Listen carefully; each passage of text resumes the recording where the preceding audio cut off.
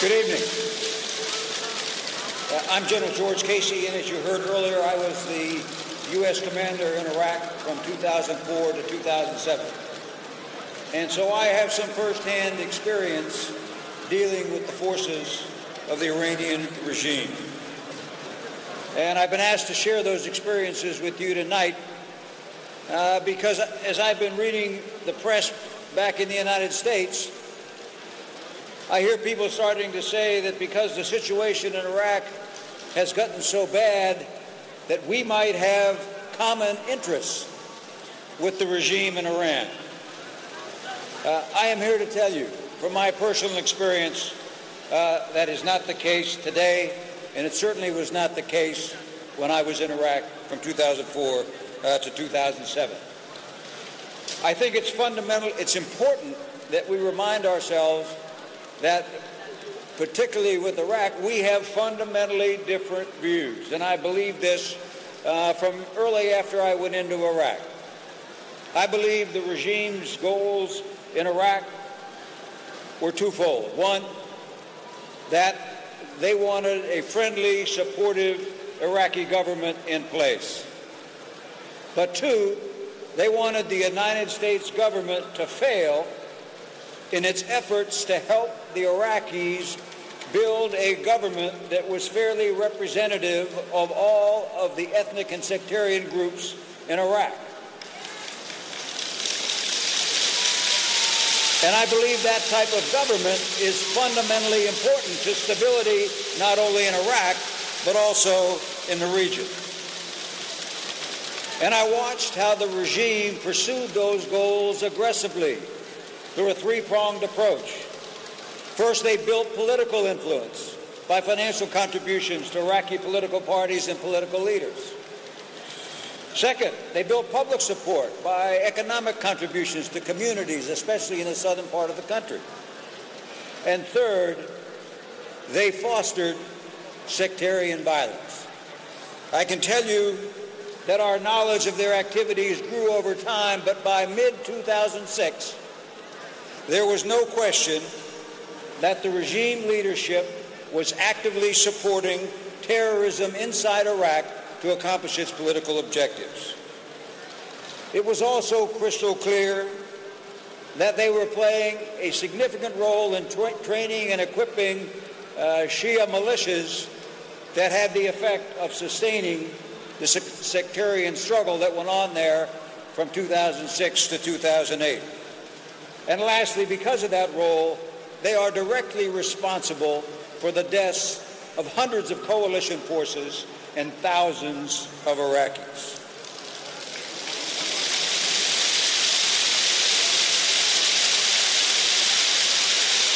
In the spring of 2006, Ambassador Khalil Zayed and I, the U.S. ambassador, took that information to newly elected Prime Minister Maliki. We told him about the improvised explosive devices that could only have been made in Iran. We showed him pictures of modern Iranian weapons that we had found in Shia militia caches. We told him about the training camps inside Iran, and we told him about the Quds Force presence in Iraq. At the end of the briefing, he looked at both of us and said, "They are conducting terrorism in my country." We confirmed that later that year when we arrested 6 Quds Force operatives in a command center in Baghdad. And in that command center, they had a map on the wall. And the neighborhoods on that map were color-coded by ethnic group. And there were large arrows on the map showing the planned forced displacement of people from those neighborhoods. I can tell you that given that experience, the Iranian regime will be destabilizing the region for some time to come. And that Iranian regime is not just a challenge for the people of Iran, for the people of Iraq, or for the region. It's a challenge for the international community. And there can only be one conclusion, and you've heard it many, many times already today: that regime must go. Thank you.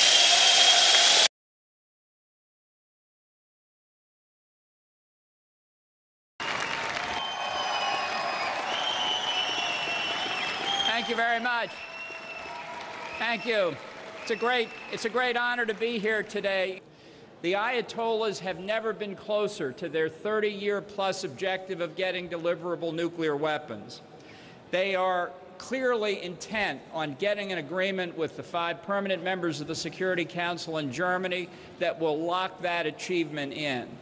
The NCRI platform has long made it clear that in a democratic Iran, there would be no nuclear weapons, no weapons of mass destruction. The MEK over time has done more to make the world aware of the clandestine nuclear weapons program of the Ayatollahs than anyone else.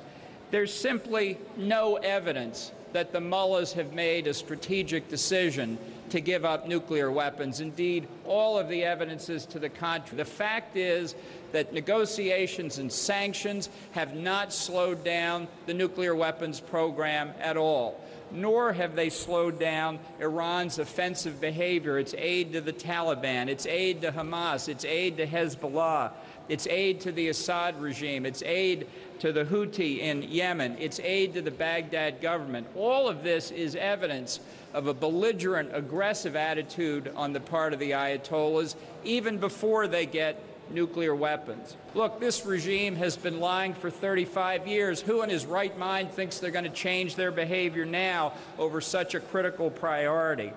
The people of Iran fundamentally understand that nuclear weapons in the hands of the Ayatollahs does not make them more secure. It does not make the region or the world more secure. It makes it far more dangerous, especially for them, because of the onward proliferation consequences.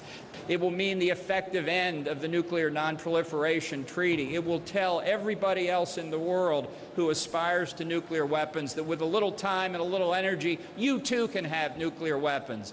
Now, there's not much that we can do under present circumstances other than to urge everybody who can to sign on to the notion that the real solution to the Ayatollahs' nuclear weapons program is to get rid of the Ayatollahs. Thank you very much.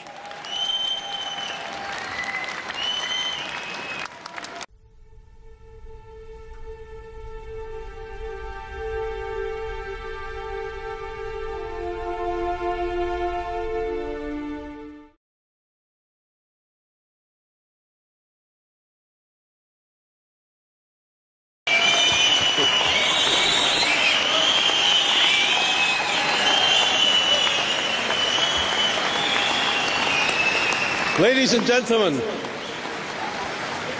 let us be clear about one thing. The crisis in Iraq was created by Nouri al-Maliki and his sponsors in Iran. They laid the groundwork for ISIS. The only way to solve the crisis is to expel the Iranian regime and all its cohorts and its affiliated militias from Iraqi territory.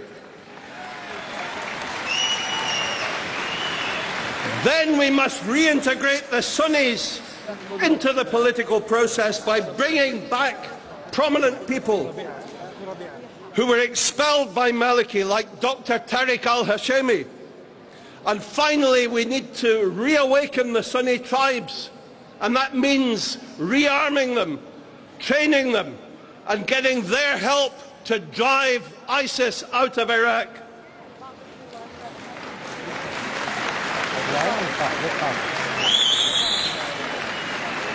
Let me ask the United Nations, the UN, a few questions about Camp Liberty. Why do they call Camp Liberty a temporary transit location when the refugees inside Camp Liberty, who are prisoners there, have been held in that camp for almost 4 years? How can that be called a temporary transit location? Why do the UN refuse to call it a refugee camp? Why? Why has there been no inquiries into the massacres of these innocent unarmed civilians that took place in Camp Ashraf and Camp Liberty? Why? And why have they allowed the medical siege to continue at this refugee camp unchallenged for years. Why? The UN must give us answers.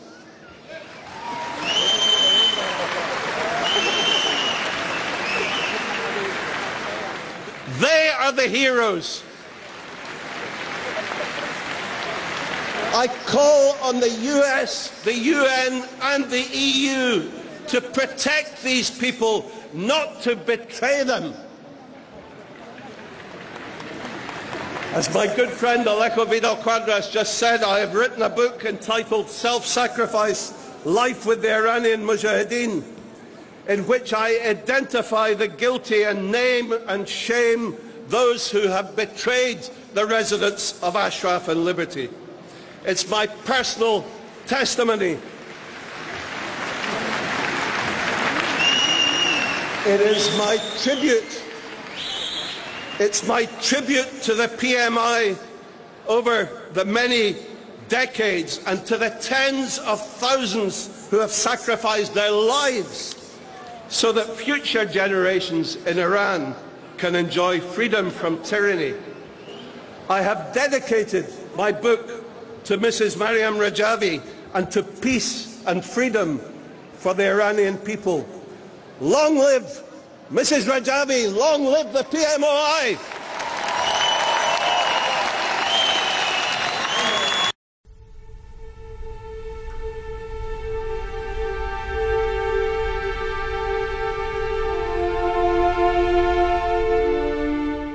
From Iran. I didn't say anything that was not based in fact. Doesn't the Iranian constitution say export the revolution? Doesn't the constitution say take care of the Shia, the dispossessed, as you call them? Didn't Iran create Hezbollah? Didn't Iran attack more than a dozen embassies inside Iran in violation of all international laws? We didn't attack them. Iran did.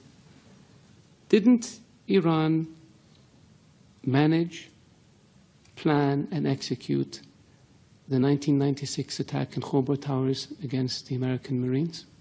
Yes, they did. The control officer was Brigadier General Sharifi. You're a military attaché in Bahrain. The bomb maker was Hezbollah. The explosives came from the Bekaa Valley. The top 3 leaders of the plot escaped and have been living in Iran ever since. Isn't that sheltering terrorists? One of them we captured last year in Lebanon with an Iranian passport, not a Saudi passport, even though he's a Saudi citizen. Isn't that aiding and abetting terrorists? We didn't make this up. When the explosions in Riyadh happened in 2003, Saif al-Adel was in Iran along with Saad bin Laden, the chief propaganda person for al-Qaeda, and 4 or 5 other people, senior leaders. Iran harbored them and protected them. We asked for them to be extradited. It was refused. Some of them are still in Iran. We didn't invent this. This is the fact. The order to blow up 3 housing compounds in Riyadh in 2003 was made by Saif al-Adel, the chief of al-Qaeda operations, while he was in Iran. We have the phone conversation on tape. We didn't make this up. Ronald Reagan used to say that facts are stubborn things. They are stubborn because we can't get around the fact. Hezbollah is a terrorist organization. Attacking embassies is very clear. They don't just blow themselves up. Somebody does it. Killing diplomats. Diplomats don't commit suicide by shooting themselves 3 times. Somebody's responsible. Iranian agents have been linked to terrorist attacks in Europe, to terrorist attacks in South America. We didn't make this up. This is the world. This is evidence. And so, yes, we wish and hope that Iran, a great nation, can be a great neighbor to us. But it takes 2 to tango. It takes willingness to give up this expansionist, aggressive policies and return to international norms and behaviors if you want people to deal with you. And our hand is extended to Iran and has been for 35 years. But what we get in return are diplomats killed, embassies blown up, terrorists. We have Iranian agents captured in Saudi Arabia for plotting terrorist attacks. We stopped 4 shipments of weapons that Iran was trying to smuggle to the Houthis in Yemen. We have explosives that Iran tried to smuggle into Saudi Arabia, Bahrain, Kuwait. This is not fiction. And this is not child's play. This is aggressive behavior. This is unacceptable behavior. This is behavior that violates all norms of international behavior and international law. That's why Iran is designated as a state sponsor of terrorism, and that's why Iran is sanctioned for its support of terrorism, not by us, by the international community. So could it be that the whole world is wrong and Iran is right?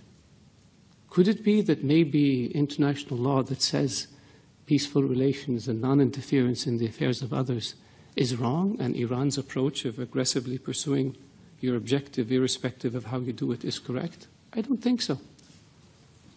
So if you want a Saudi official to not be critical of Iran, behave in a way that doesn't expose you to criticism. And so far, your history has been one of death and destruction, disregard for international law, and disregard for principles that have existed since the advent of nations, which is good neighborliness and non-interference in the affairs of others. مرة أخرى نحن في وضع كثير أفضل من ما كنا عليه. روسيا وأمريكا لعبوا دور أساسي في بارقة الأمل هذه، ونحن ندعم هذا الجهود، ولكن هذه الجهود تحتاج إلى دعم الجميع. لا يمكن أن يكون هناك أي تلكؤ من أي طرف أن هناك في إرهاب جيد أو إرهاب ضار، كما لا يمكن لنا أن نبرر الإرهاب. وللقضاء على الإرهاب لابد أن نبحث عن كل ما يؤدي إلى الإرهاب ونقضي عليه. لا يمكن لنا أن نفرق بين داعش والنصرة من جهة والجماعات المدعومة من قبل إيران في سوريا والعراق. إذا نريد أن نقضي على داعش والنصرة لمرة واحدة وننتهي من ذلك، لا يمكن أن نرى كتاب أبو فضل العباس وجماعات بدر والحشد الشعبي وحزب الله يفعلون ما يفعلون في أبناء الشعب العراقي والسني في سوريا وفي العراق. هذا ليس تبريرا لشيء، ولا أحاول أن أبرر أو أؤخر مقاتلة داعش والنصرة، ولكن لنقضي على داعش والنصرة دون عودة لهم علينا أن نقضي على الطرف الآخر أيضا.